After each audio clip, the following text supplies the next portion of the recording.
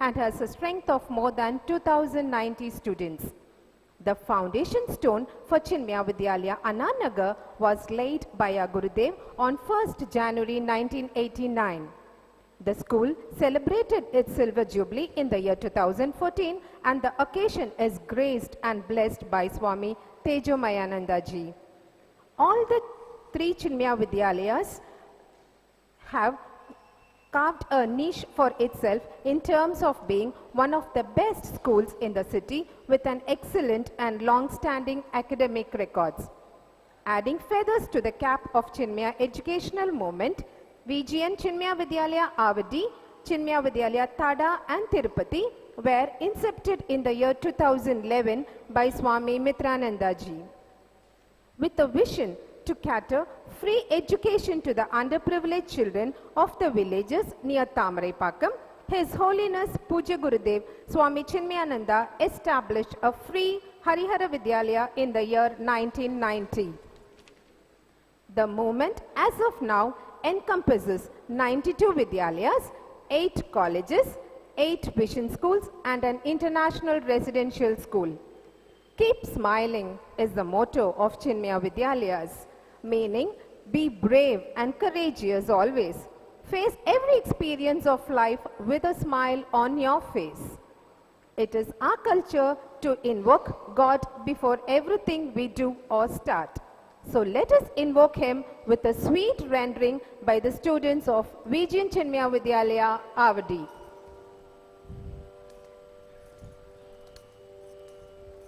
Vijaya Vinayagane, Vijaya Vinayagane, Gajananam, Vijaya Vinayagane,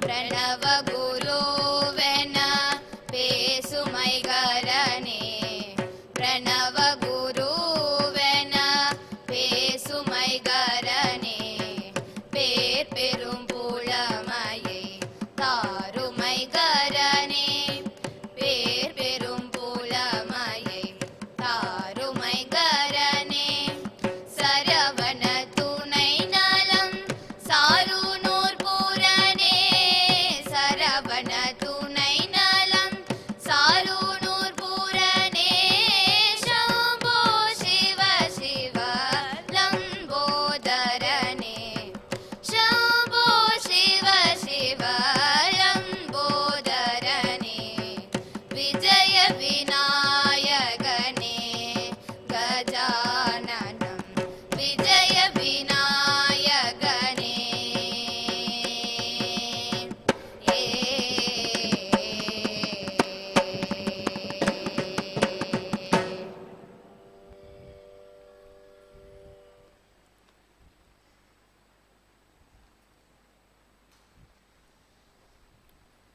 That was a wonderful rendering.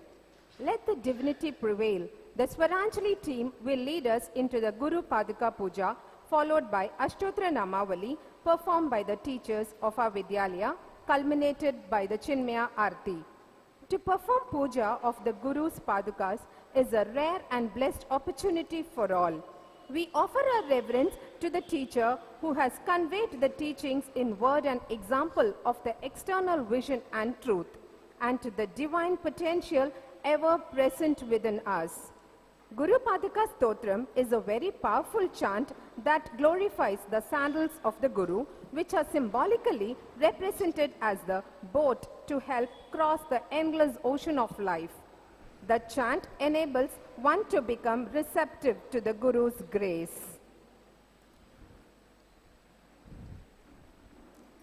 Akanda Mandalakaram Vyaptam Yena Characharam Tatpadam Dashitam Yena Tasmai Shri Gurave Namaha Ajnanatimirandasya Jnana Janashalagaya Shakshurunmilitam Yena Tasmai Shri Gurave Namaha गुरुर्ब्रह्मा गुरुर्विष्णु गुरुर्देवो महेश्वरः गुरुरेव परं ब्रह्म तस्मै श्री गुरवे नमः। स्थावरं जङ्गमं व्याप्तं यत्किञ्चित् सचराचरं तत्पदं दर्शितं येन तस्मै श्री गुरवे नमः। चिन्मयं व्यापि यत्सर्वं त्रैलोक्यं सचराचरं तत्पदं दर्शितं येन तस्मै श्री गुरवे नमः।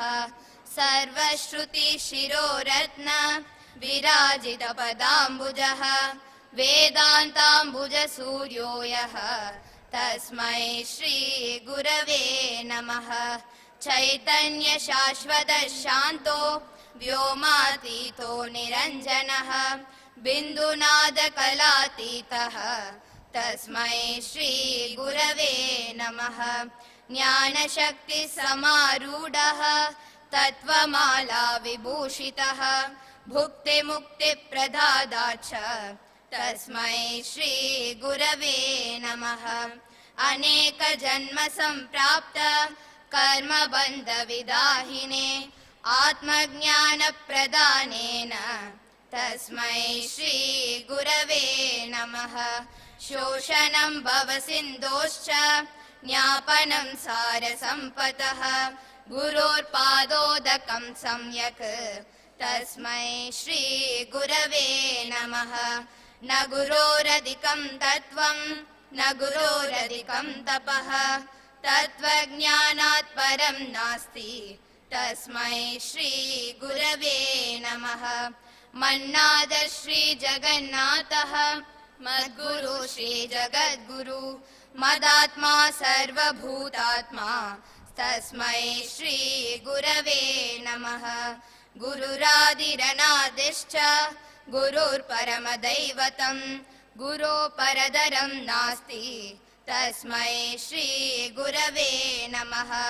त्वमेव माता च पिता त्वमेव त्वमेव बन्धुश्च सखा त्वमेव त्वमेव विद्या द्रविणं त्वमेव त्वमेव सर्वं मम देवदेव त्वमेव सर्वं मम देवदेव. Now let's invoke Lord Ganesha. Gently tap on your forehead. Shuklam Baradaram Vishnum Sasivarnam Chadurbhujam Prasanavadanam Dhyahe Sarva Vignopashantaye. Place your left hand on your right lap. Take some flowers in your right hand and place it on your left hand. Now let's chant the Sankalpam.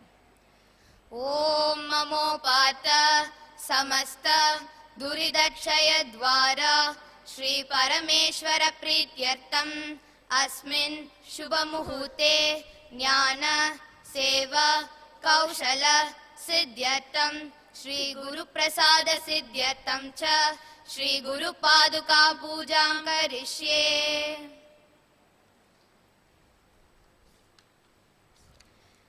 ॐ अजाय नमः. ॐ अव्ययाय नमः. ॐ अविनाशिने नमः. ॐ अचिन्त्याय नमः. ॐ अप्रमेयाय नमः. ॐ अद्वितीयाय नमः. ॐ अनिकेताय नमः. ॐ अनुशासनप्रियाय नमः. ॐ अन्तसाक्षिणे नमः. ॐ अन्तर्यामिने नमः.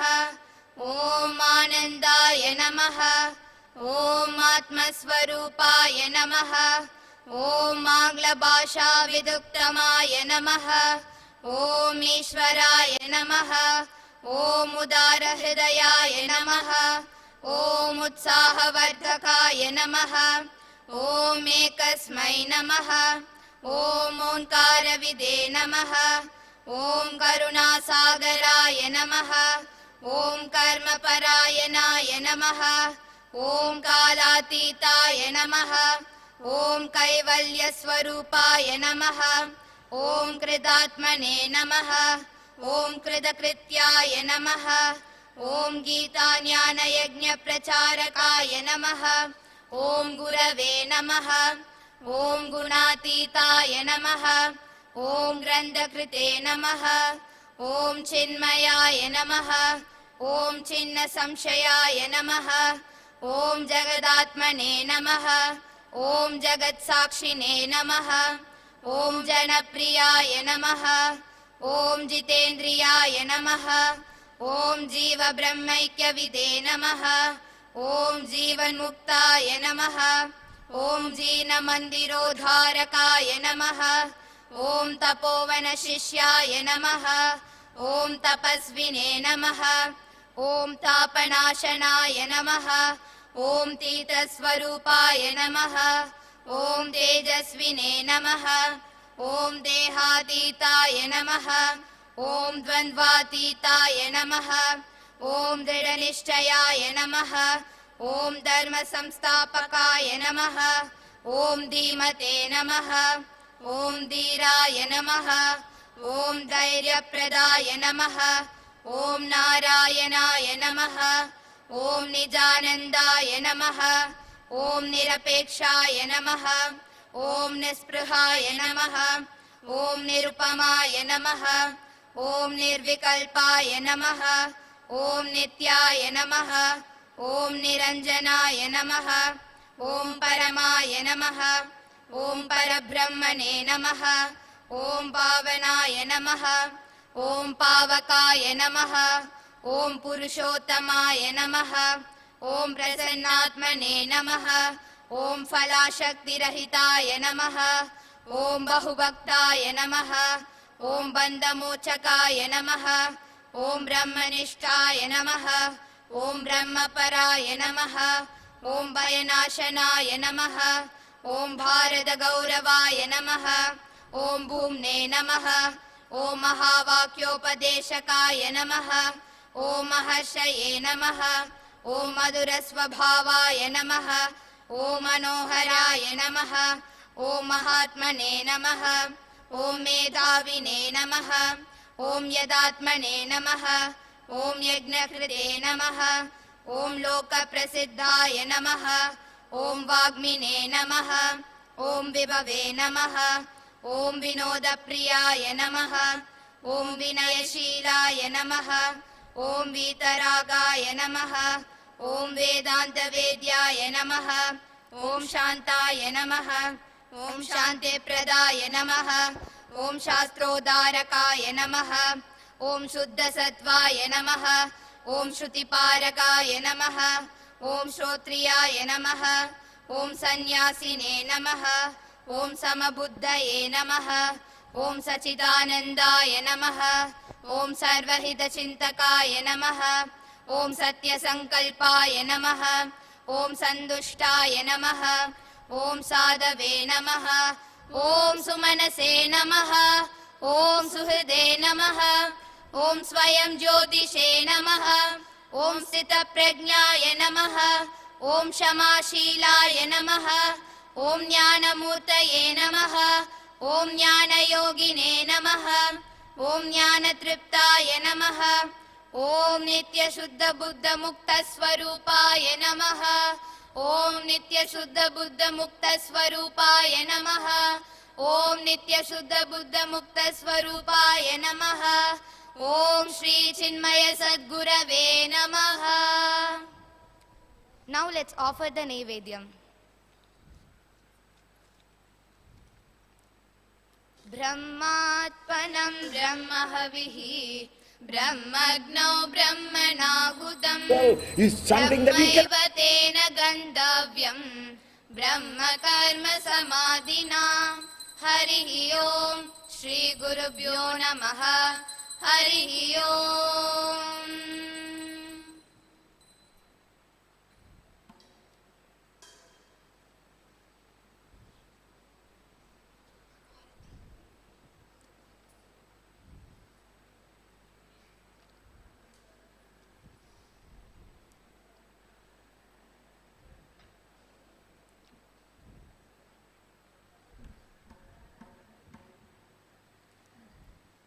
आरती श्री चिन्मय सद्गुरु की दिव्य रूप मूर्ति करुणा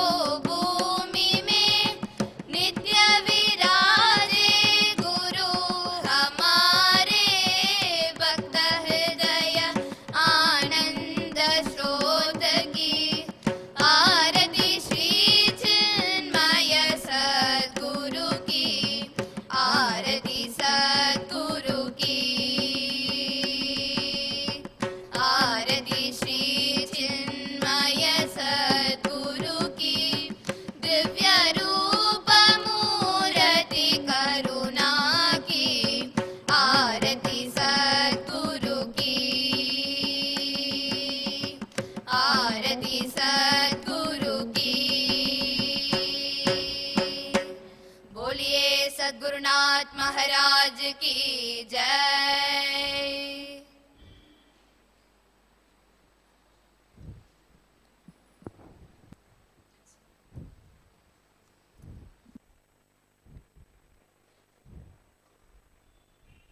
Thank you, children. Now we will watch the recorded video of His Holiness Swami Chinmayananda ji.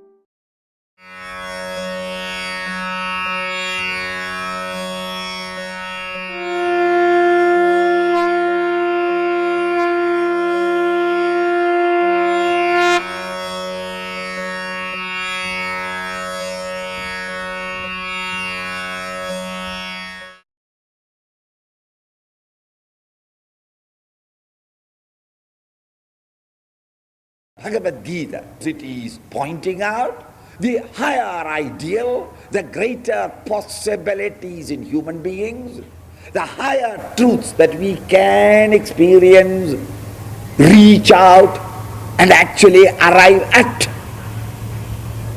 Since it is pointing out this principle called God in all religions, reality in all philosophies, truth by the great thinkers, called as truth, this great grand state is indicated throughout in the Bhagavad Gita, and therefore Bhagavad Gita also has been given the status of a scripture, but it is a scripture with a difference.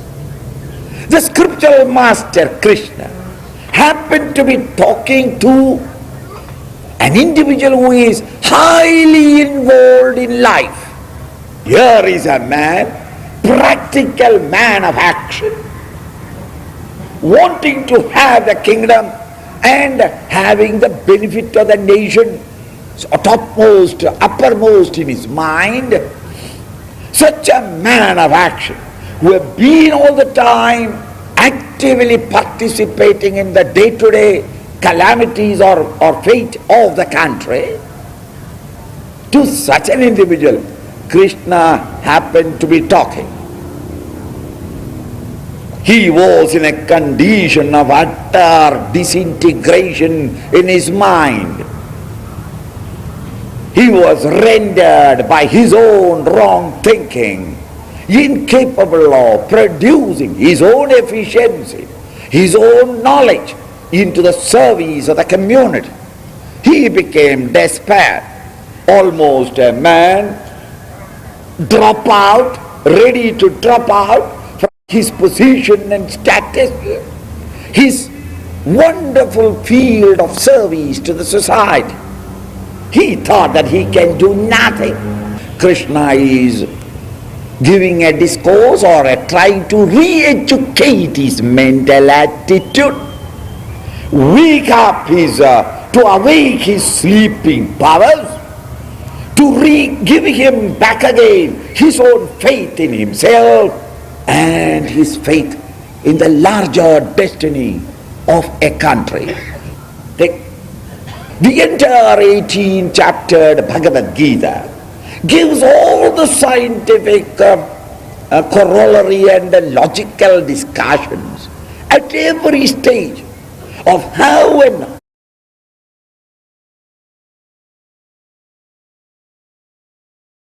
is taken in the 18th chapter, the revival of your personality. Each one will have to do it for himself. A national character, the character specific of a community, or the character in a man, the culture in the individual is something that you cannot control. It effuses from you. It is the fragrance of the flower that the flower cannot but breathe out. The flower cannot say that there are nobody here, why should I give my fragrance unnecessarily? When the crowd comes, I will give it out at this moment. No! Whether you are there or not, whether there is anybody to see it or not, the flower's fulfillment is to dance in the breeze, exhibiting all its beauty and giving out to the world all its fragrance. Carefully think. Character is not for a time. It is your own beauty. Each individual will have to bring it out for himself. He is giving you the secret art of how to bring out the sleeping beauties in you. How your beauty is veiled by certain things in your mind. How those things can be cleaned. And how the beauty that is already inherent in each one of us can be brought to display. Not only for others to see, but for you to enjoy in terms of your own achievements and brilliancy of your own action. It is a very important theme, most appropriate at this period of history in our country. And he gives very many methods. All of them, the principle is the same, but he is addressing over the shoulders of Arjuna to the masses of humanity all over the world, that it is universal. He is discussing the mechanism of the human being with which he is contacting the world outside and responding to the external stimuli. And he is telling you only the universal scientific processes or technology by which you can readjust your own personality. The analysis is excruciatingly brilliant, because he has taken so much of pain to make you understand how are we to come out of it. Not by an institution. No institution can do, no Mahatma can come and bless the country. Loka samasta sugno bhavantu. Nothing will happen. Each one of you will have to come out of this madness. How to metamorphose ourselves from our present state of encrustations. How to come out as a lava first, and then develop the wings and become the butterfly to dance from flower to flower, gathering the greatest, the sweetest of honey. This metamorphosis of our own personality is the theme. It is most appropriate that as a textbook upon the technique of right living, advice to each individual member of the community so that the communal and national life may be progressively good, highly cultured and beneficial to mankind.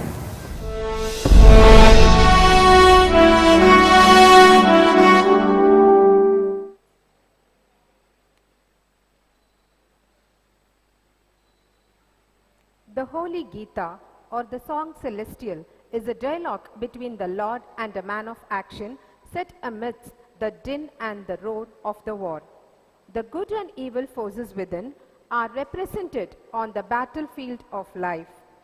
Man often finds himself in a crisis wherein he is psychologically unable to cope with the situation at hand or even decide the right course of action. In this inner turmoil, there is a great battle between positive and negative inclinations. The Holy Gita portrays this great spiritual struggle with man and guides him towards its inherent divinity and positivity. In doing so, the celestial song explains the nature of man, his purpose in the world, and the means for him to attain the goals. In short, it is a complete manual for achieving success in life. We from Chinmaya family traveled a divine journey for the last 18 days covering the 18 chapters. Now I welcome Shri Vijay Kumar, Srimati Vijay Mohan from Chinmaya Vidyalaya Virugambakam, Srimati Radhika Balasubramanian and Srimati Visalakshi Arunachalam from Chinmaya Vidyalaya Ananagar, Shri Renganathan and Srimati Vijaya Devanathan from Chinmaya Vidyalaya Taylors Road to give a gist of all the 18 chapters. We welcome you, teachers.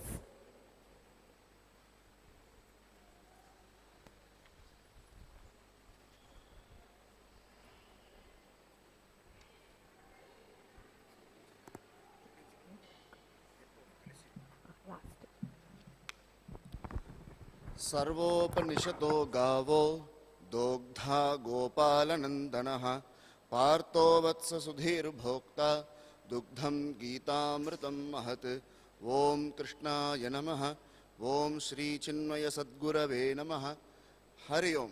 To one and all gathered here, Chinmaya Vidyalaya teachers are here to present the summary of 18 chapters of Bhagavad Gita. We CVV teachers are going to present on the Karma Kanda.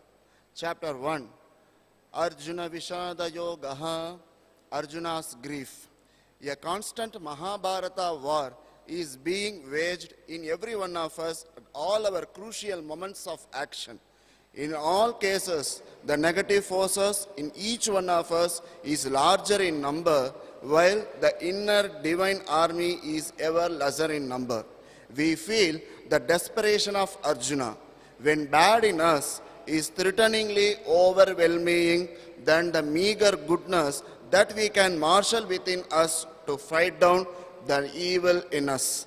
The very first shloka of Bhagavad Gita, Dharma Kshetre Kurukshetre Samaveta Yuyutsavaha Mamakav Pandavas Chaiva Kimakurvata Sanjaya. In the entire Gita, this is the only verse which the blind old King Dhritarashtra gives out. All the rest of the 700 stanzas are Sanjaya's report on what happened on the Kurukshetra battlefield just before the war. A feeling of dejection helps one's spiritual advancement, inducing aversion to worldly enjoyments if one comes in touch with an advanced soul. That is why the chapter has been given the title of the Yoga of Dejection of Arjuna. In the verse 31, Arjuna points out the evil consequences of war. Verses 32 and 33 devoted to his reasons for not coveting either victory or the pleasures attaining sovereignty. Verses 40 to 44, Arjuna giving a detailed enumeration of the evil resulting of the distraction of a family and its tradition. The chapter concludes with Sanjaya's report to the king on Arjuna's grief. Arjuna laid down his arms and sunk into his chariot. Chapter 2, Sankhya Yoga. In varying degree, every one of us is a victim of Arjuna's disease. The Krishna cure being specific available to all of us at all times in the philosophy of Gita. The second chapter, which is almost a summary of entire Gita, Krishna indicates the two main lines of treatment. One is treatment of idealism, wherein Arjuna is directed to a greater reality than his mind, ego and intellect, and thereby divorce between the subjective and objective aspects of his mind is eliminated to some extent. The second half of the same chapter, we come to understand how selfless activity will purge the existing vasanas in the individual. Arjuna being a Kshatriya, his mind was colored by the impression of Rajoguna. Thus, we find Krishna repeatedly saying, "Get up and fight." It is a call to each one of us to get up and fight the battle of our own life according to our own swadharma, so that we may exhaust them and gain inner purity. The self has been described in the greater detail than in other chapters. Hence, it has been given the name of Sankhya Yoga or the Yoga of Knowledge.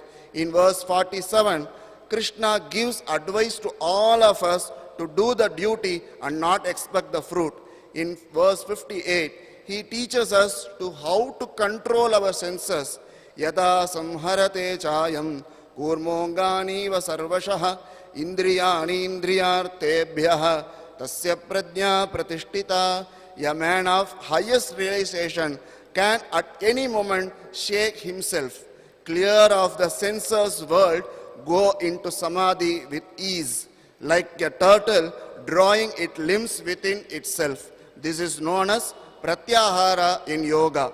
This chapter concludes with a description of the glory of supreme state. Chapter 3, Karma Yoga.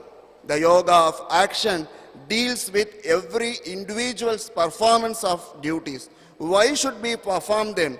What harm will accrue to us if such duties are not performed? What is gained by our performance? What action leads to bondage and what leads to liberation? Verses 8 and 9, Krishna says the world is bound by actions other than those performed for the sake of sacrifice. That action is superior to inaction and life can't be maintained without action. Verses 14 and 15, Annat bhavanti bhutani parjanyatanna sambhavaha. All beings are evolved from food. Production of food is depending on rain. Rain ensues from sacrifice and sacrifice is rooted in prescribed action. Know that the prescribed action is origin in Vedas, and the Vedas proceed from the indestructible. Hence, all-pervading infinite is always present in sacrifice. Verses 22, Krishna explains how even he can't be actionless. Name parthasi kartavyam trishu lokeshu kinchana. Meaning, O Arjuna, there is nothing in all the three worlds for me to do, nor is there anything worth attaining or unattained by me. Yet I continue my work. We must first control our senses and then kill this evil thing which abstract knowledge the absolute Nirguna Brahma and Vijnana. The senses are said to be greater than the body, but greater than the senses is the mind and intellect. And what is greater than the intellect is the supreme knowledge. In the final 42nd verse, Vyasa gives every seeker a perfect technique, the art of meditation, and through it, the withdrawal of our ego from all its false identification with the outer domains of matter into the palace of truth. Thank you, Hari Om. I call upon Mrs. Vijay Mohan ma'am to elaborate on the rest of the chapters of Karma Kanda. Thank you. Hari Om, Shri Chinmaya Sadgurave Namaha. Chapter 4, Jnana Karma Sannyasa Yoga. The yoga of renunciation of action in knowledge.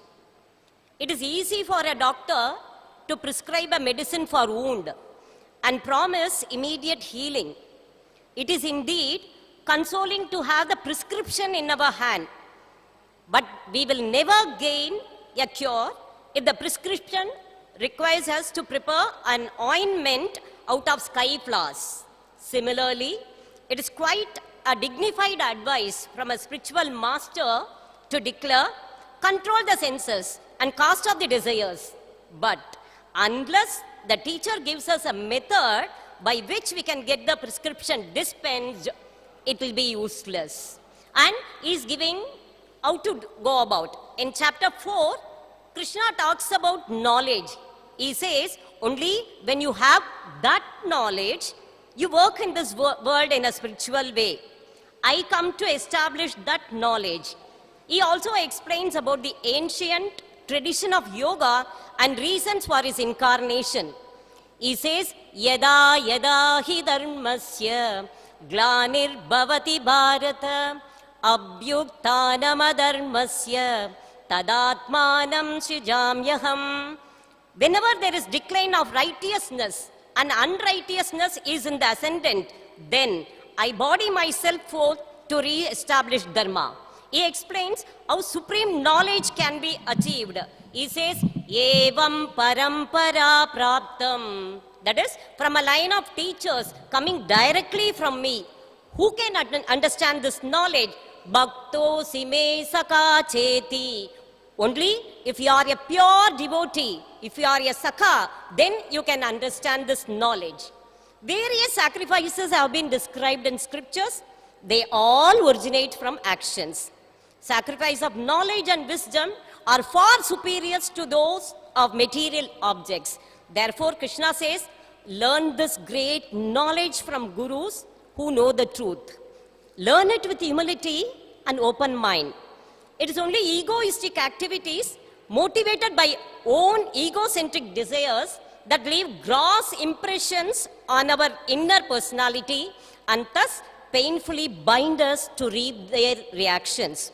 With a sense of detachment and in right knowledge, when we destroy our ego sense, our actions cannot bind us at all. The person who is satisfied by whatever comes his way, by chance or otherwise, without desiring for it, and who is free from envy, who remains the same in success and failure, Krishna says, such a person, even though he does action, he does not come under the bondage of world. The actions of such persons are completely absorbed in Brahman, the Supreme. Some yogis worship God. Some focus on the Brahman who has no attributes. Some offer some objects, while some other offer all the functions of their senses. He says, when you attain this knowledge and wisdom, then there is never again be any doubt in your mind, because this knowledge you will see all beings, the entire world of creation, first within yourself, and then you will see them all in me as well. Krishna assures that even if you be the highest of sinner, the fire of yoga in the shape of self-control, kindled by its knowledge, burns all the sins and liberates you.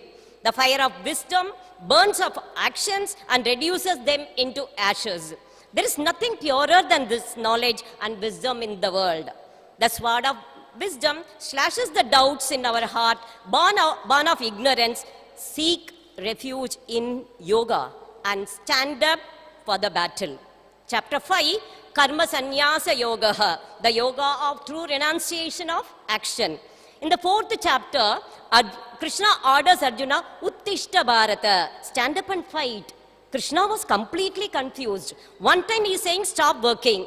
At other time he is saying, start working. So, this chapter begins with Arjuna's question of which one is better, renunciation or working devotion. From sloka 2nd to 6th, Krishna gives the answer.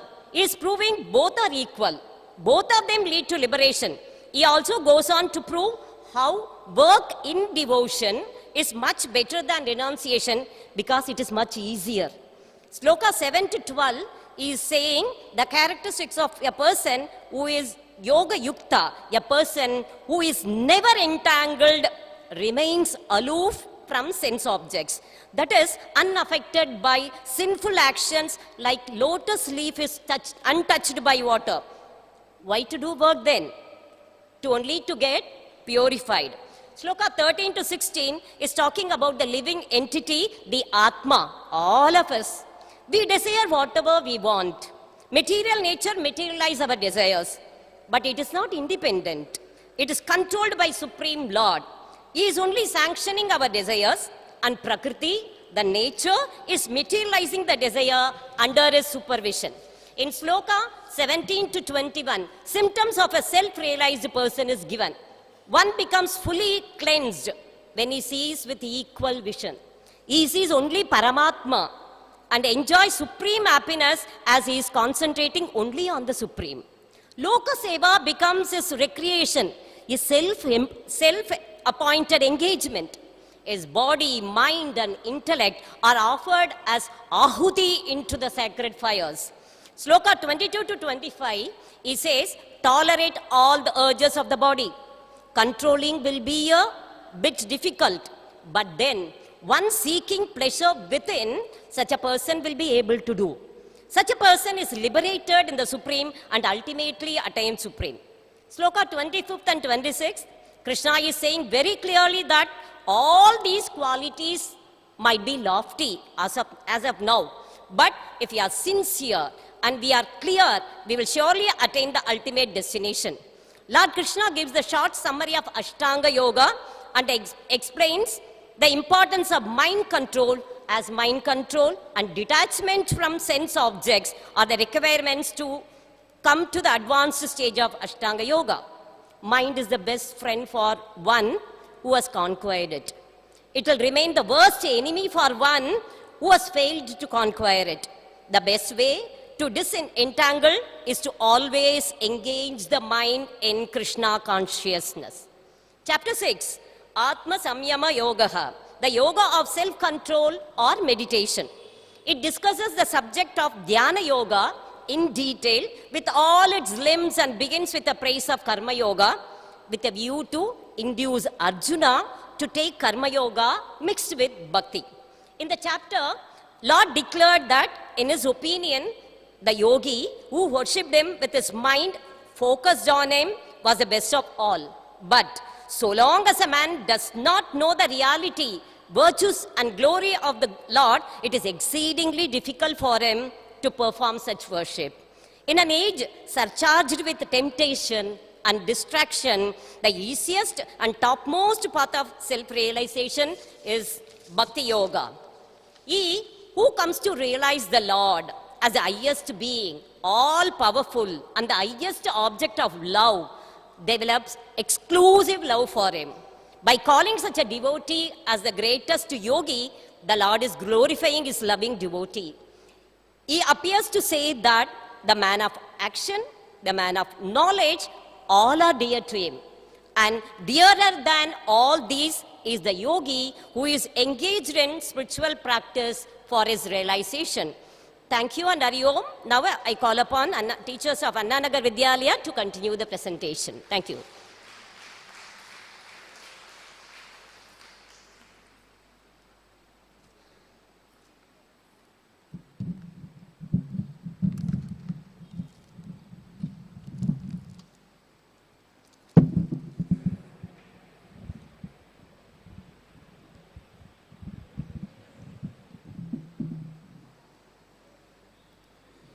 Thank you, ma'am.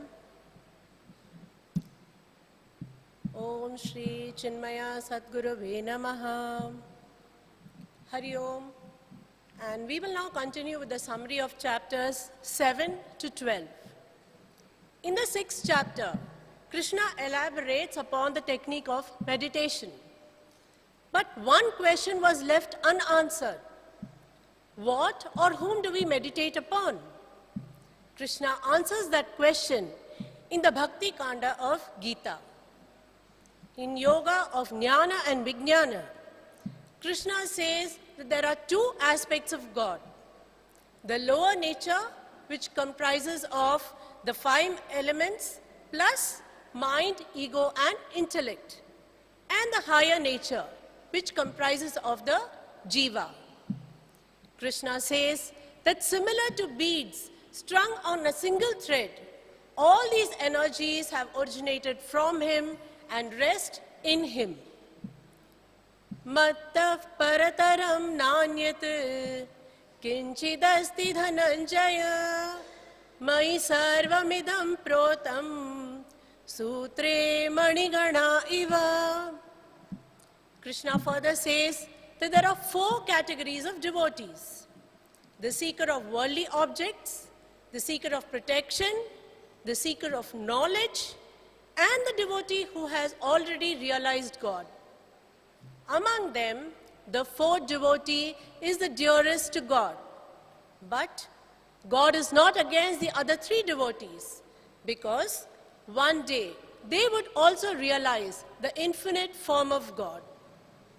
Krishna also confirms that he is the highest authority and is omnipresent, omnipotent, and omniscient. In the chapter Akshara Brahma Yoga, Arjuna asks 7 questions about Brahman, Adhyatman, karma, adhibhuta, adhidaiva, adhiyagnya, and abhyasa yoga, which Krishna answers. The key question was, how does one attain God after death? Krishna says that the thought at the time of death determines our fate. If that thought is of God, we will attain Him. If not, we will have rebirth to fulfill that desire. Therefore, constantly remember God in any form and do your duties selflessly. So then, what happens when we die? Krishna says that the universe is like an infinite cycle of creation and dissolution. Only the few who realize God completely go to His abode and merge with Him. Others are reborn on earth. In the chapter Rajaguhya Yoga, Krishna talks about God with form and the formless. Now, most of us cannot relate to the formless as our vision is limited. We can relate to God only through some form. But we can constantly meditate upon God. We can perform actions in service of God, like lighting lamps or tying flowers. We can sing His divine glories. We can give Him offerings in any form. We can offer our work and action when we serve others selflessly. For example, helping the senior citizens at home or keeping our neighborhood clean. What He wants the most is the feeling of devotion when we make this offering or service. Krishna says that anyone can worship Him as He is impartial and accessible to all. In the chapter Vibhuti Yoga, Arjuna wants to know more about Krishna's specific forms to be able to worship Him properly. In stunning terms, Krishna describes His might and magnificence to Arjuna by reciting each place in the cosmos and on earth where He is present. Krishna gives Arjuna a list of His limitless forms. He says that He is the Meru among the peaks, Ganga among the rivers, Samaveda among the Vedas, Shiva among the Rudras, the sacred syllable Om among the words, and many more. But despite the verbal description given by Krishna earlier, Arjuna asks Krishna to show him His ultimate form.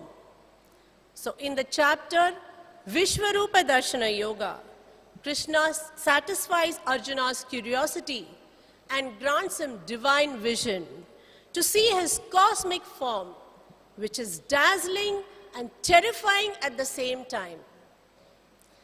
Pashya me partha rupani shatashotha sahasrashah nana vidhani divyani nana varnakriti nicha. In spite of the Divya Darshan, Arjuna continues to question Bhagavan in the chapter Bhakti Yoga by asking the question, should we worship God with form or without form? Krishna asks us to perform all our actions with bhakti selflessly, which would lead us from form to formless worship. To achieve this goal, He gives us a list of 35 qualities of a perfect devotee, which are inspiring. Even if we cannot gain all these qualities, we should aim to acquire at least one, which should open the door to acquiring the rest. Some of the qualities of a perfect devotee are friendliness, compassion, forgiveness, free from ego, anger, hatred and grief, self-control, single-minded devotion to God. Today, in this spiritual ambience and with the blessings of Gurudev, let us start to acquire one quality, that is single-minded devotion to God. As we all know, our Puja Gurudev as a young boy used to get bored with the daily prayer rituals in his home and would try to conjure up Lord Shiva in his mind's eye. Let us now watch a small clipping to see how Gurudev practiced this single-pointed devotion. Over to Mrs. Visalakshi.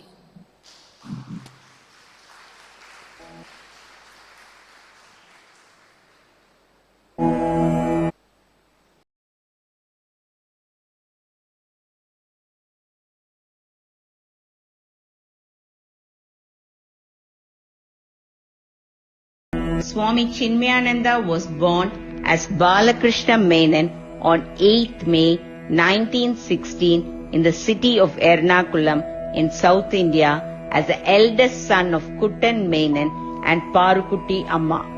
The religious family of Swamiji gathered every evening for a 2-hour puja. As a child, Balan found it difficult to participate in the rituals. So he invented his own game and used to gaze at the pictures of the various gods and goddesses in the altar of his puja room. Amongst all the deities, Lord Shiva attracted him the most. Gangaji flowing out of the matted hair, the crescent moon on his head, the serpent around the neck, the broad forehead with bhasma, smiling eyes, the Rudraksha mala around the neck. Balan closed his eyes to see Lord Shiva as he was in the picture in his mind. As he practiced this game, he became an expert, and whenever he thought about the Lord, he could visualize him readily in his mind.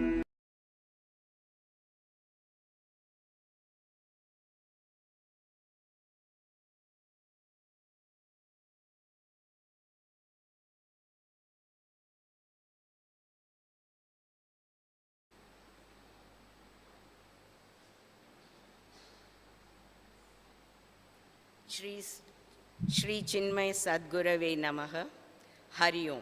Just now, all of you saw a small clipping of how young Balan trained his mind from form to formless. I agree that mind is faster than a computer, but Gurudev has shown us the path. Let us follow his footsteps to practice, to train our mind to grow Gita way of life. Sit back and gently close your eyes. From the altar of your puja room, board your vehicle and travel uphill to reach Tirupati Devasthanam. Keep walking along with the devotees in queue to have the Divya Darshan of the Lord. Cool waters flowing down as you wash your legs and walk into the main entrance, Vaikuntavasal. Then walk across the threshold and go further to reach the quadrangle near Balipidam. Bow down there and walk closer to Dvajastambam. You bow down there. Slowly walk into the next dwara, crafted in silver, and then take a left turn. There you see Varadaraja Swami. Now bow down to him. Then you enter that little enclosure which is close to Sanctum Sanctorium. As you enter, you get one sound. Om Namo Venkateshaya. You forget the before and after, your name, your mobile number. Just have a feel that you're in Vaikuntham. Turn to your right. You see Garudalvar. Bow down to him. There are two beautiful lamps in the form of a lady. Silver lamps, Pavai Vilakku, burning there. There's one pillar you can see, Bhuvaraha Swami. Bow down to him to solve all land-related problems, real estate issues. Then, as you're entering, thanks to technology, circulation of cool air, Lord has arranged not to be suffocated. Thousands of devotees visit him every day. Bhuvaikuntham uses the maximum technology. As you walk forward, see Jaya and Vijaya, the gatekeepers. One controls the mind and the other the body. On the right, huge hundi is there. Bow down to it with gratitude. Beyond the hundi, you can see Ramanuja Acharya. Bow down to the Guru. As you go further behind Jaya Vijaya, a small vigraham of Hanumanji. Bow down to the exemplary devotee. Now we are entering Om Namo Narayanaya. At this point, we envy all tall people as they can see the Lord from wherever they are. And just standing on our toes, looking from this corner to that corner to have the vision of the Lord. As you keep moving, the golden pots of the Lord are kept there. Bow down. Touch of the Lord in the sanctum sanctorium is felt. Tears roll down the eyes. As we move further to the actual Sannadhi of the Lord, eyes brimming with tears. What you see is the Tomala of the Lord, from his head down to the Shankha Chakra, down to the foot. The Lord has a crown with glittering diamonds, with a huge emerald embedded in the center. Our master wears the Urdhva Tilakam on his forehead, half closing his eyes. If his eyes are fully open, we cannot bear it. Even the Kadaksham blesses us with divine bliss. What if the eyes are fully open? Our Lord wears huge diamond earrings that merges with the diamond Shankha Chakra in his hands. He has a Abhaya Hasta, a golden hand, in which fall at my feet. Ma Mekam Sharanam Mama, written in diamond letters. Now you look at the beautiful sapphire jewelry on the chest of the Lord, which is Srivaksham and Kaustuba. Under that, you have the lovely, beautiful, multicolored garlands. There you see Sri Devi and Bhudevi. They represent secular wealth and spiritual wealth. They wear small pavadais and huge-sized Mangal Sutras. Sweet-scented floral garlands adorn them. From the center of the Lord, you can see the Ottiyanam, the lovely belt on his waist. He wears the variety of bracelets.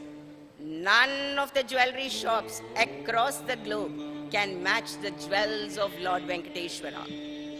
Our master is wearing a Tulasi Mala, Salagrama Mala, Vishnu Sahasranama Mala, Lakshmi Mala. He is draped beautifully in Pidambara Vastram.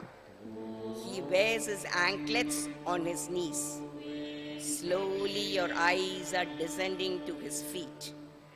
Now the eyes fall directly on the lotus feet filled with tulsi. Vina Venkatesham Nanato Nanatak Sada Venkatesham Smarami Smarami Hare Venkatesha Prasida Prasida Priyam Venkatesha Prayacha Prayacha. Jarhandi, Jarhandi. You open your eyes out of the Sannadhi in the Praharam.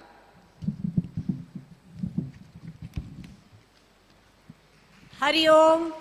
I hope all of you traveled to Tirupati and had a wonderful darshan of Lord Balaji. Now we have learned to train our mind on the form. Gradually, we will evolve to the formless by the grace of God and blessings of our Puja Gurudev. Thank you. Over to Sri Ranganathan.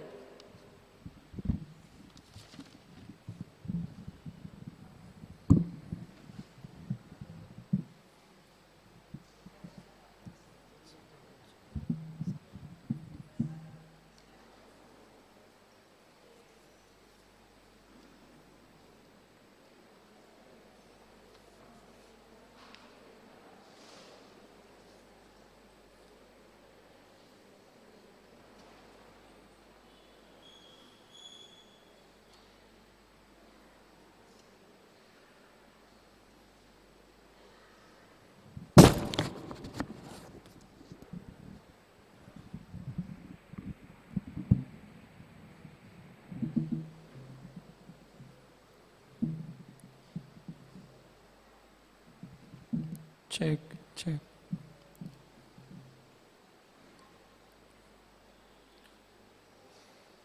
Om Shri Chinmaya Sadgurave Namaha. Om Shri Paramatmane Namaha. Hari Om. Namaste, one and all. Srimad Bhagavad Gita is the essence of all the Upanishads, and it is the compendium of all Shastras. The very purpose of the study of Bhagavad Gita is to attain moksha. One can liberate oneself from all the bondages and miseries through karma, bhakti or jnana. Let us explore into the last 6 chapters of Bhagavad Gita, chapter 13 to 18, which is known as Jnana Kanda. In the concluding chapters of the Jnana Kanda, the jnana is the most important factor by which one can elevate himself. Also, he will be able to liberate others. Let us see the gist of the 13th chapter.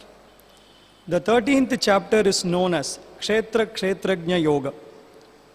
Prakritim Purusham Chaiva Kshetram Kshetrajna Evacha Etad Veditumichami Jnanam Jneyam Cha Keshava. Arjuna wanted to know from Lord Krishna as what is Prakriti, who is Purusha, what is Kshetra, who is Kshetrajna, what is Jnanam and Jneyam. Lord Krishna elaborates each of them in this chapter in great detail. The physical body is known as the Kshetram. The physical body constitutes various other factors such as the 5 great elements, the Ahankara, the ego, Buddhi, the intellect, Manaha, the mind, Indriyani, all the senses, both Jnanendriya and Karmendriya. Apart from that, some sentiments, the sentiments like Icha, Dveshaha, desire and aversion, Sukham, Dukkham, happiness and sorrow, Chetana, Dhritihi, consciousness and the will.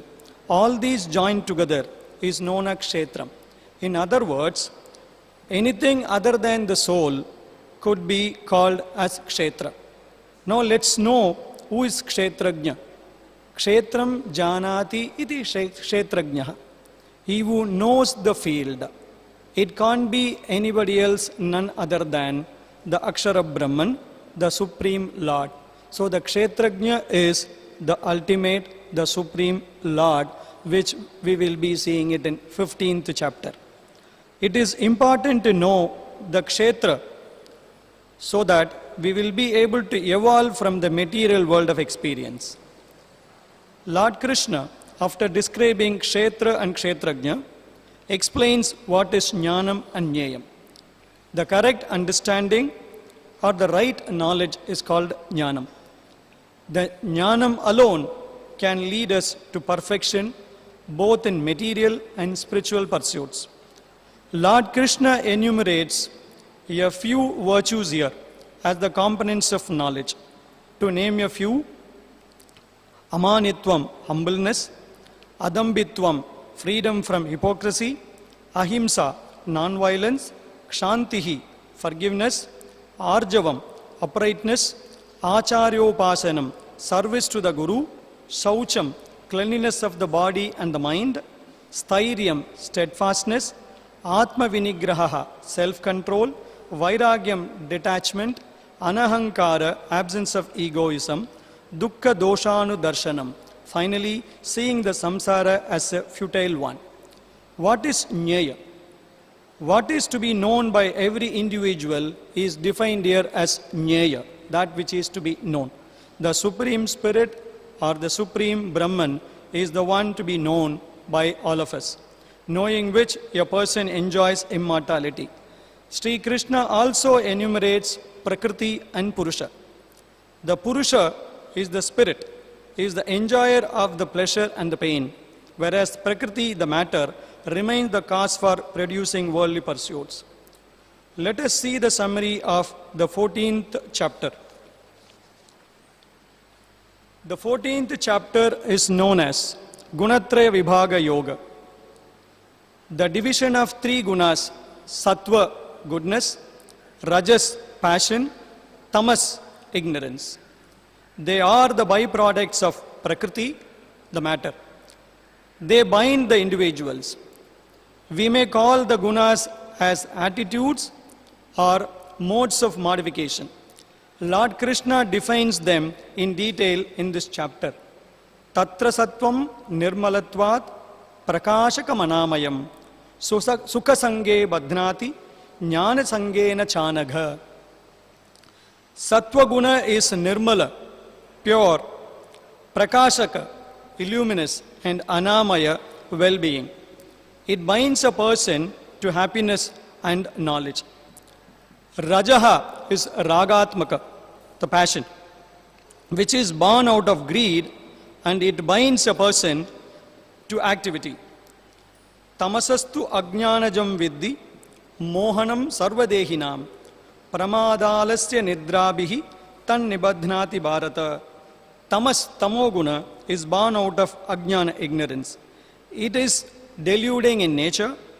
It binds a person to inactivity, laziness, and sleep. Let us see what one derives out of each guna.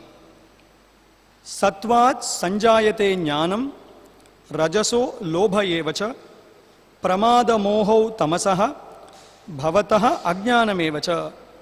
The sattva guna bestows knowledge. Rajas generates passion, whereas tamas produces delusion and ignorance. It is inevitable to get out of all these gunas. Gunanetan atityatrin dehi deha samudbhavan janma mrityu jara dukkaihi vimukto amritamashnute. Bhagavan says that one should strive hard to cross beyond these three gunas, to get rid of birth, death, decay, and pain, thereby enjoy the supreme bliss. One can refrain oneself by going higher and higher from the lower tendencies, that is, the gunas.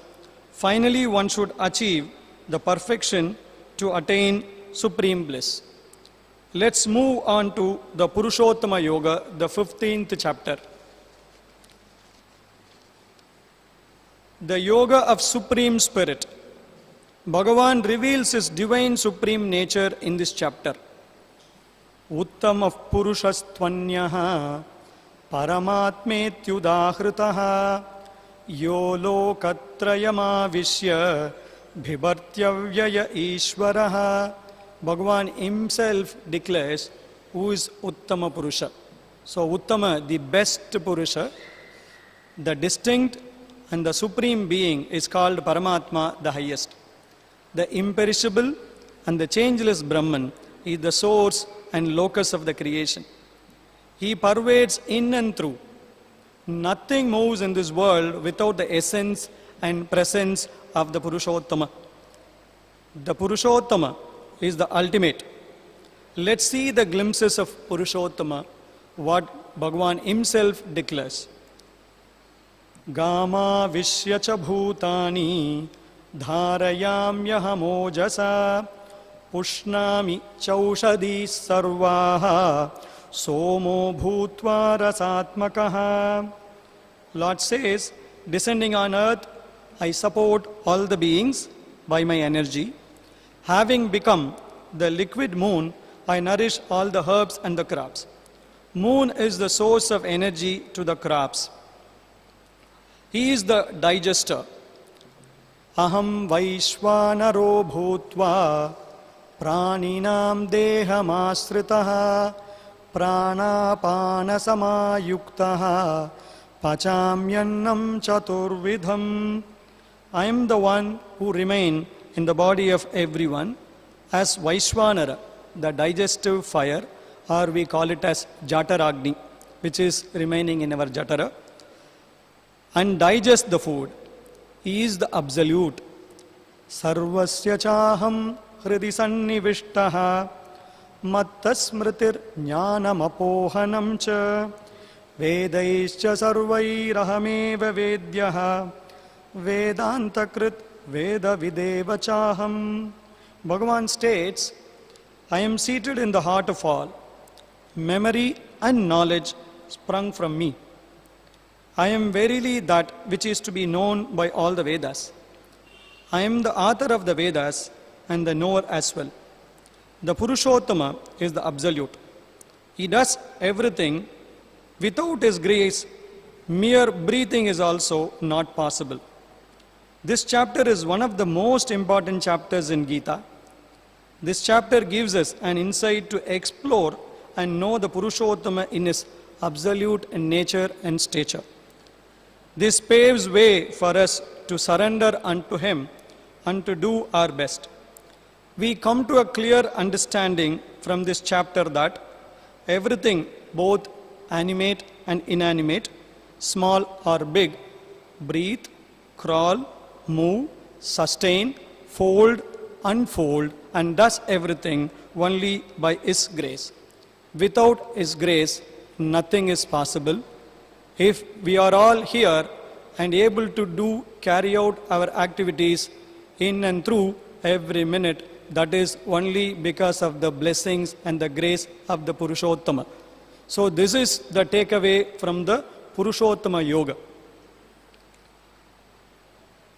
Now, I call upon Mrs. Vijaya Devanathan. She will take you to the concluding chapters of Bhagavad Gita.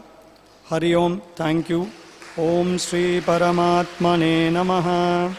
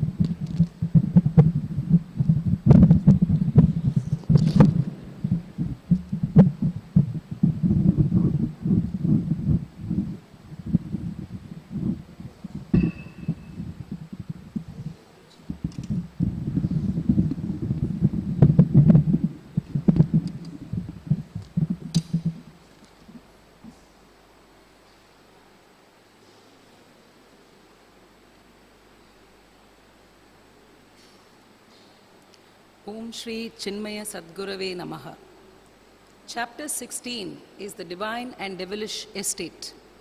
In this chapter, the entire creation falls into two categories, the divinely good devas and the diabolically fallen asuras.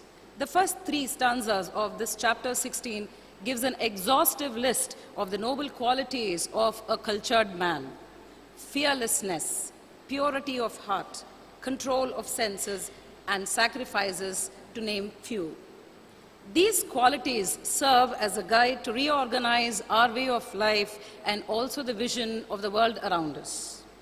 The verses from 14 to 7 give a detailed account of the devilish estate. But why? Hypocrisy, arrogance, anger, and harshness. Well, it's a warning what we must avoid and weed out from our mental composition so that a greater energy is available for us. Stanzas 8 to 23 describes the viewpoint of the life of a materialist and also his motives in his everyday life. The last stanza, 24, Krishna concludes, "Let the scriptures be the authority in determining what ought to be done and what ought not to be done." Chapter 17, the yoga of differentiating threefold faith. The concluding chapter 16 introduces Shastra, while the chapter 17 opens with a doubt by Arjuna. Is it sufficient if one lives a faith, a life of good conduct and noble aspirations, or must he know the Shastras and work with faith? In verses 4 to 22, the Lord extends the concept of the three gunas to faith, the worship, food, sacrifices, austerities, and charity. You could see it on the slide. Faith or Shraddha is to be of three types: divine, undivine, diabolic. Likewise, the Sattvic worship the gods, Rajas, the yakshas, and tamasic, the pretas. The food which increases life, purity, strength is dear to the sattvic, while the food that is bitter, sour, saline, hot is liked by the rajasic. While the stale, aerated drinks, tasteless, impure, rotten is liked by the tamasic. The sacrifices or the activities which are offered without a desire for the fruit is sattvic. Sacrifices carried out with a view of gaining fruit is rajasic, while sacrifices performed by disobeying all prescriptions laid down by the scriptures is tamasic. Krishna then describes the tapas pursued at the body level, the tapas in speech, and the tapas of the mind for each of the gunas. Charity is also of three types. Charity given to the right person without expectation is sattvic. Charity given with a view to receive in return is rajasic. And charity given the wrong time to the unworthy person is tamasic. The last four verses explain the significance and implication of Om Tat Sat. Om is uttered while acts of sacrifice, gifts and tapas are undertaken by the followers of higher life. Tat is uttered by seekers without expectation of reward. And Sat is uttered to remind us that we live in a realm of relative reality, the same substratum, Sat, the absolute reality. Chapter 18, the Moksha Sannyasa Yoga. In chapter 17, Lord indicates Shraddha is unavoidable and without it no progress or evolution can take place. Verses 1 to 12, we find Arjuna asking what is sannyasa, renunciation, and what is tyaga, abandonment. To which the Lord replies, sannyasa is the renunciation of the desire-prompted activity, while tyaga is giving up all anxieties for enjoying the fruit of action. Krishna emphasizes the importance of nitya karmas, the important duties, obligatory duties like yagya, dhana, and tapas. The Lord divides renunciation into three types. Renunciation of the result of the nitya karmas is sattvic. Renunciation of the nitya karmas due to the fear of the bodily strain is rajasic. Renunciation of the nitya karmas due to the ignorance of their value is tamasic. Verses 13 to 23, the Gita Charya enumerates that all actions, good and evil, are accomplished through five factors, namely adhishthanam, the body, karta, the doer, karanam, the senses, prithvik cheshta, the various efforts, and daivam, the presiding divinity. Krishna then goes on to explain the three impulses to action, knowledge, known, and the knower, which can arise due to the desire, due to the temptation, or to the past memories. The Lord continues to explain the three bases of action, namely instruments of action, karta, and karma. Remember, due to difference in gunas, the entire human personality behaves differently at different periods of time. For any transaction or vyavahara, knowledge, action, and doer are necessary. The Lord now explains the three types of knowledge. Knowledge that recognizes the presence of one reality in all is sattvic. Knowledge that sees the world as an assortment of different varieties in rajasic, and knowledge where individual totally ignores the divine presence is tamasic. Similarly, the three types of action or work. For a sattvic, work is done with an attitude of work is worship, while for a rajasic, work is undertaken to fulfill one's desire with the I mentality. And work performed without considering the consequence is tamasic. Three types of doers or karta. A sattvic doer is ever conscious of the touch of the infinite light in his all activities. On the other hand, the rajasic doer is ever greedy because his desires keep multiplying. A tamasic is lazy and avoids all creative endeavor. There are three types of buddhi, understanding. Sattvic buddhi is one which distinguishes what type of work is to be performed and what type of work is to be renounced. A passionate rajasic cannot reach right judgment because it is invariably colored by his own preconceived notions. As for tamasic, his reasoning capacity is completely dark. Dhriti stands for constancy for purpose. There are three types. One who steadily controls his karmendriyas and jnanendriyas through a single pointed attention is sattvic. Steadiness with which a person holds onto his duty, dharma, wealth, artha, and pleasure with the extreme desire to enjoy is rajasic. The constancy with which a person follows his life of dreams, fears, grief, arrogance and passion is indicated as dhriti of the tamasic. The Lord goes on also to explain the effect of action leads to threefold divisions of happiness. Thus, on giving an elaborate description of the three gunas, Krishna says, no being on the earth or in the heaven or anywhere else who is liberated from these three gunas. Let us introspect and steadily work ourselves up to the achievement of the sattvic state. 41 to 45, we find Krishna classifying the entire mankind into four categories: the Brahmanas, Kshatriyas, Vaishyas, and the Shudras. Different duties to these depend on the manifestation of their inner ruling gunas. Cultivating qualities like Shama, serenity, Dhamma, self-control, Tapas, austerity, purity, cleanliness, etc. is a lifelong duty of a Brahmana. The qualities, namely bravery, vigor, constancy, resourcefulness, etc., are duties of a Kshatriya that are to be cultivated and maintained. Agriculture, breeding, tending cattle, trade, and commerce are the fields in which a Vaishya can function inspiredly. Work is a spirit of dedication, and service is the duty of a Shudra. Stanzas 45 to 50 emphasize, very important, it is no use to employ our minds in the field which is contrary to our nature, our swabhava.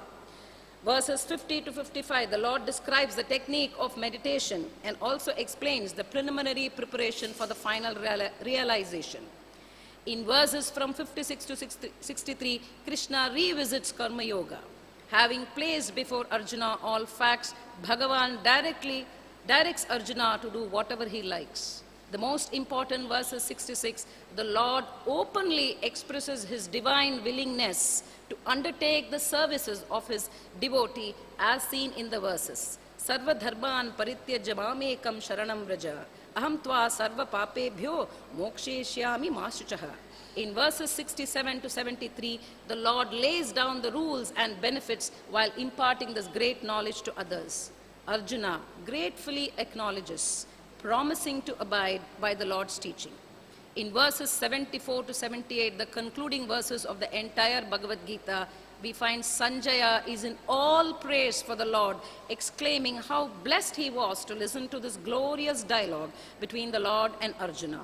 He concludes his remark with the declaration, Yatra Yogeshwara Krishno Yatra Partho Dhanuddharaha Tatra Shri Vijayo Bhutir Druvani Tirmatir Mama. Where there is Krishna, the Lord of Yoga, and where there is Arjuna, the wielder of bow, there will be permanent wealth, victory, prosperity, and justice. Thank you. Hari Om. We, the teachers of Chinmaya Vidyalaya, are immensely grateful to Chinmaya Mission Chennai for having given this opportunity to present all the 18 chapters. And we offer our presentation humbly to the lotus feet of our Puja Gurudev, Swami Chinmayananda. Thank you all and Hari Om.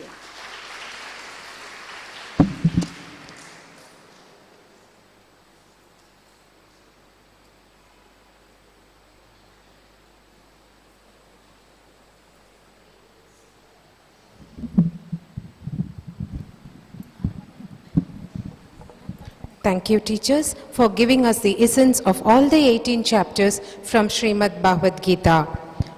Now, we have the Swaranjali team of Vijayan Chinmaya Vidyalaya Avadi rendering few divine bhajans.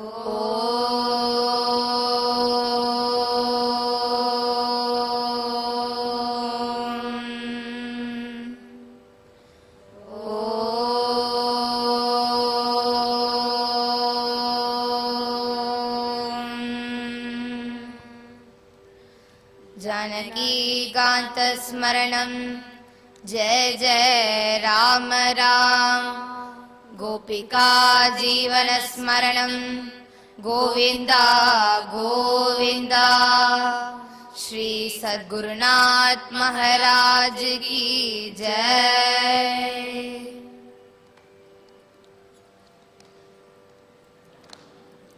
गजराजने करुणा करा, गजराजने करुणा करा। आनंद भवनத்தின் महाराजने என் கனவோடு தினம் பேசும் என் தெய்வமே.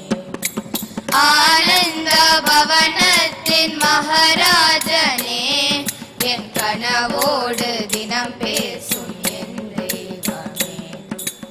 ஆதியந்தமெய்த வைத்ததிலே பாரதத்தை எழுதி வைத்த கையே, ஆதியந்தமெய்த வைத்ததிலே பாரதத்தை எழுதி வைத்த கையே, என்றன் தலையெழுதிய பகவானே கஜராஜனே கருணாகரா. கஜராஜனே கருணாகரா. நாதா நலமருளும் தேவா விரைந்து இங்கு வாவா கணநாயகா.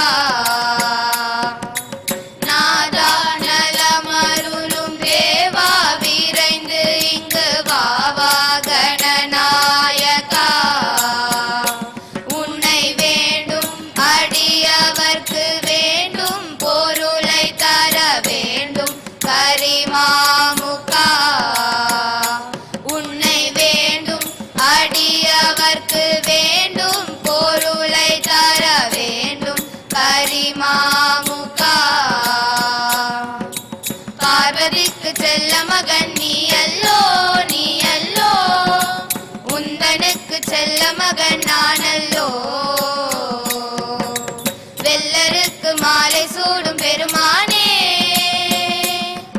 என் உள்ளிருக்கும் ஞான ஜோதி நீதானே. நீ இருக்கும் போது என்ன அந்த கோரமான விதிகள் என்ன செய்யும்?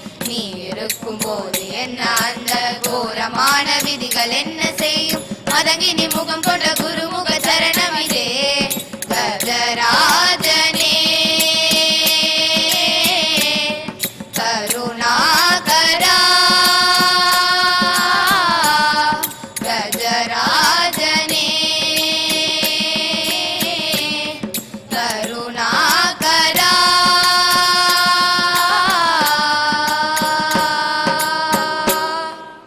विघ्न विनायक मूर्ति की जय।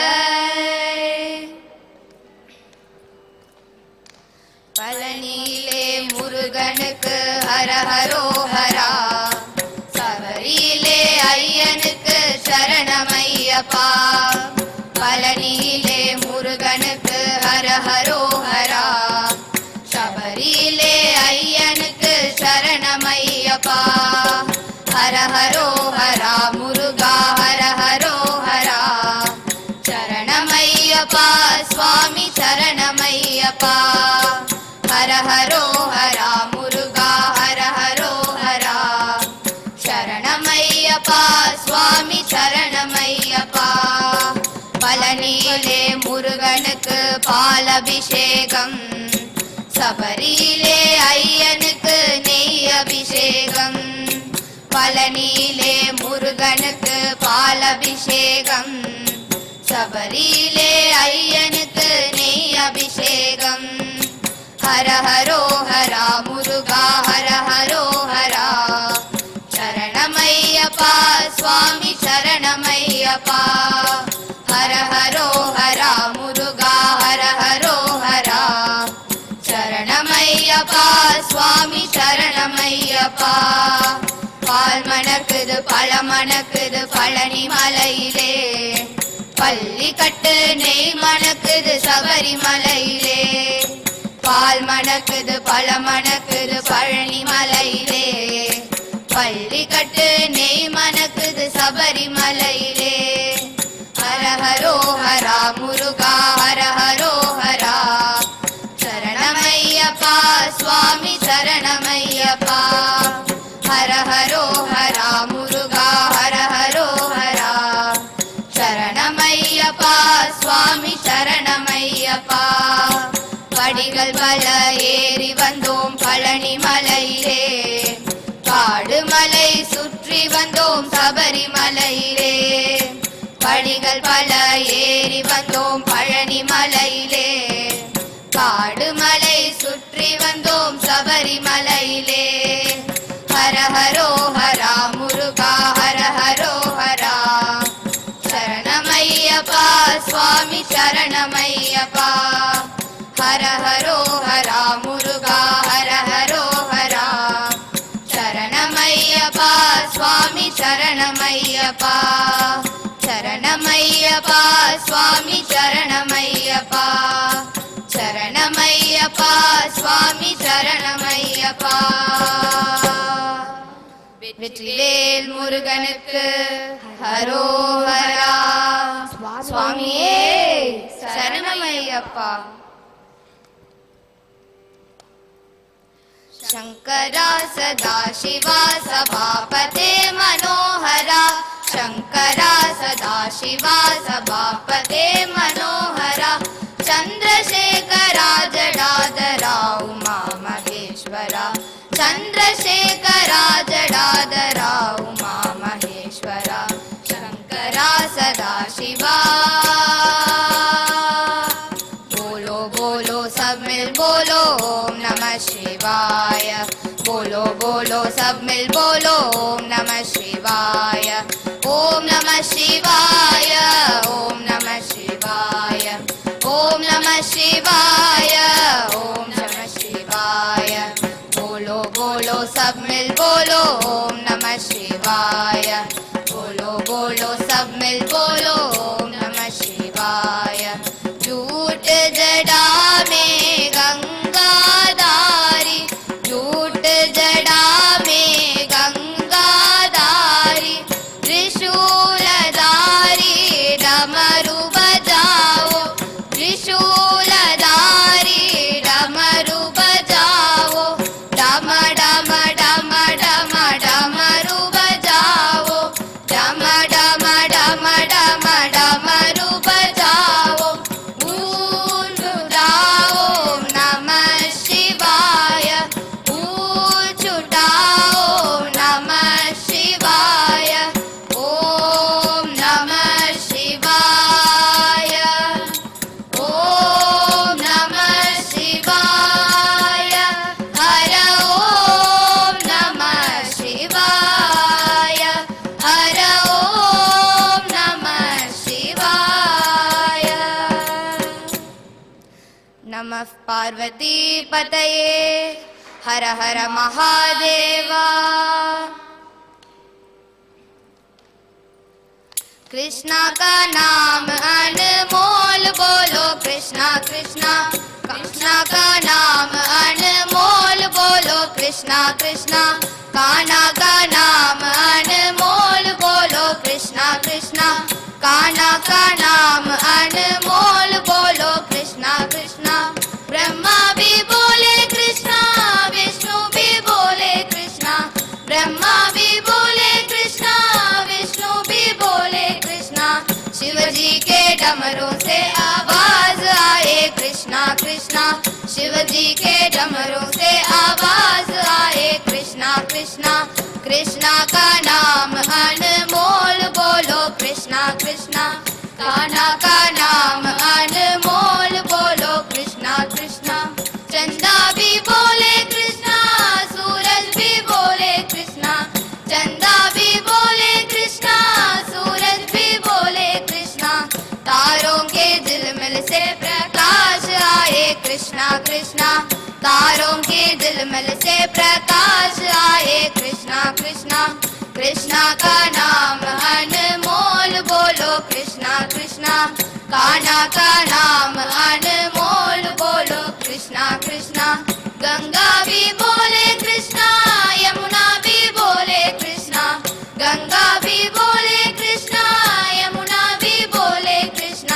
सागर की लहरों से आवाज आए कृष्णा कृष्णा, सागर की लहरों से आवाज आए कृष्णा कृष्णा।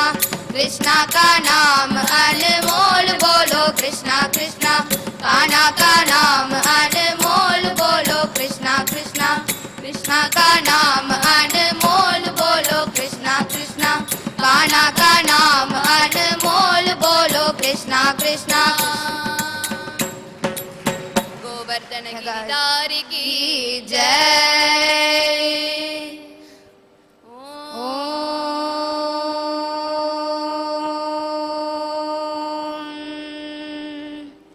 पूर्णमदः पूर्णमिदं पूर्णात् पूर्णमुदच्यते, पूर्णस्य पूर्णमादाय पूर्णमेवावशिष्यते। ॐ शान्ति शान्ति शान्तिः। हरिः ॐ श्री गुरुभ्यो नमः। हरिः ॐ।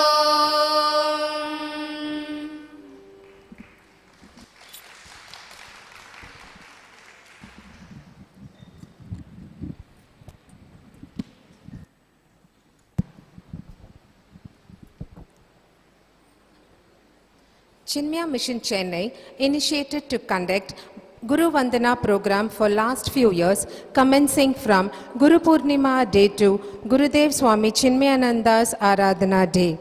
Last year, the theme was on Acharya Devo Bhava. This year, the theme goes as Go Through Gita.